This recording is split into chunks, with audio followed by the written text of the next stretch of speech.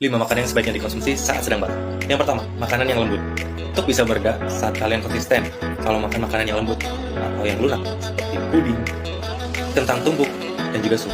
Yang kedua, buah-buahan. Makanlah buah-buahan yang dapat meningkatkan daya tahan tubuh. Misalnya yang mengandung vitamin C, seperti jeruk, pisang, nanas, pepaya, dan juga mangga. 3. Sayuran.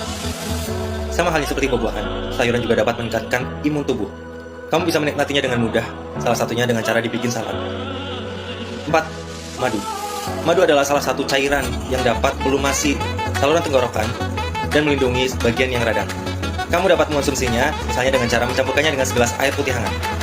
Yang kelima adalah makanan probiotik. Selain bagus untuk sistem pencernaan, probiotik juga dapat meningkatkan daya tahan tubuh untuk menangkal berbagai macam virus dan juga bakteri, salah satunya penyebab batuk ini.